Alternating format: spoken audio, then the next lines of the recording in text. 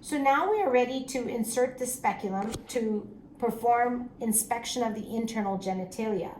When inserting the speculum, it is very important to hold the speculum in your dominant hand like this so that the blades stay closed and there's no clanking sound as you're walking around the room, or perhaps obtaining lubricant and getting your equipment ready.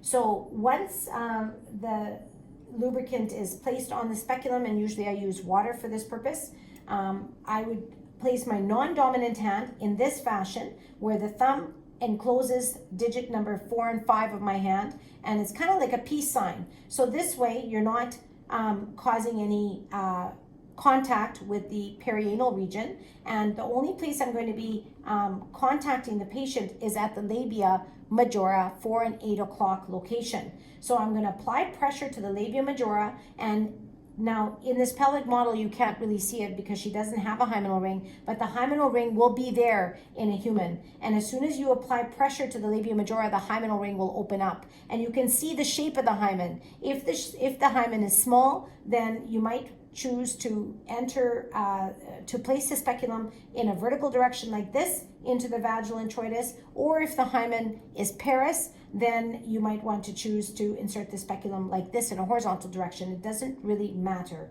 but it varies from patient to patient. So I will apply pressure like this with my non-dominant hand. My fingers are tucked underneath, and I'm holding this speculum with my dominant hand. I'm ready to insert the speculum into the vagina. I'm going to say to the patient, this is going to cause some pressure, and then as soon as the speculum is inserted mid-vagina, then I'm going to remove my hand, and I might just tease out the labia majora in case some of it might have gotten caught in the blades here. And now that I have placed the speculum into the vagina, I'm going to apply pressure like this. See my hand? Now we've changed location. So my dominant hand is my working hand. I'm going to be using it to do the various procedures.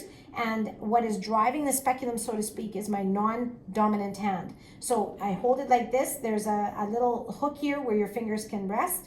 And I will apply pressure now with singly my index finger of my dominant hand. I'm going to push like this, and I'm going to use the posterior wall of the vagina as a spring because there's a lot of elasticity in it, and avoid pushing or putting pressure on the anterior vaginal wall where the urethra lies. So as I do this, we insert the speculum directly in a 45-degree angle aimed towards the coccyx, to insert the speculum in its length into the vaginal canal. Now I'm ready to open the blades. So this whole time the blades have been closed, and now that I'm ready to open the blades, my hand is going to go downwards in a downward direction, and as I do that, simultaneously my thumb, which is on the thumb screw here, is going to open the blades of the cervix, blades of the speculum, to be able to visualize the cervix.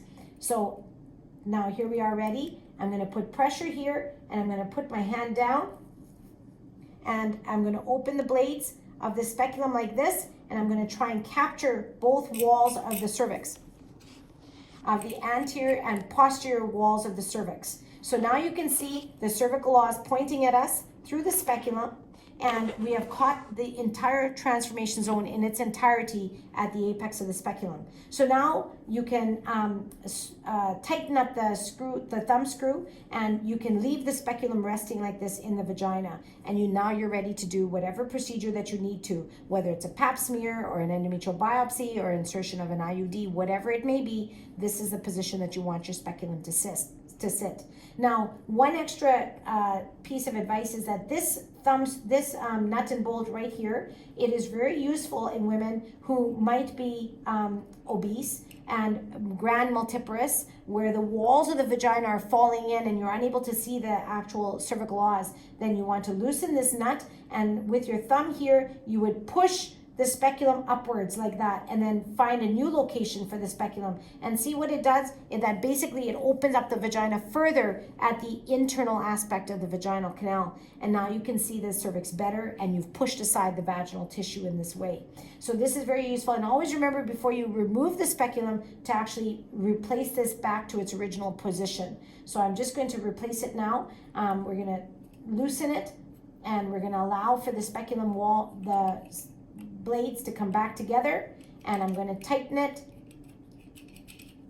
like this. And now I've just gently lost the cervical os for a minute there, but now we've grasped it again. So it's very important to realize that when you have a speculum, the edges of the blades are really like fingers, the extensions to your fingers, and you can use the blades to push the fornices of the vagina away, whether it's anterior fornices or whether it's posterior fornices. You can use the edges of the blades to help find the cervical os. So sometimes the cervix might be anterior, sometimes the cervix might be posterior, but you can use these blades to help guide the direction of your end of your speculum.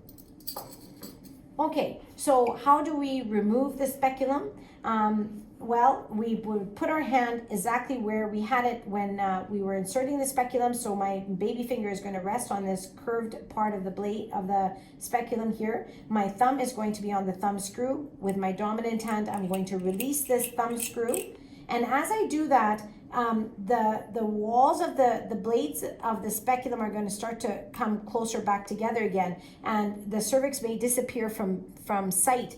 So I'm going to pull back with the speculum a little bit and keep pressure on this thumb screw, and I'm going to release the cervix. And as I pull back, now I'm going to swing side to side with the speculum to inspect the lateral side walls. And as we're doing this, we're slowly closing the blades of the speculum to a point where eventually the blades are closed completely. And now we are ready to exit from the vagina. And you can see that we didn't catch any labial tissue along the way. So that completes the internal examination of the genitalia using a speculum.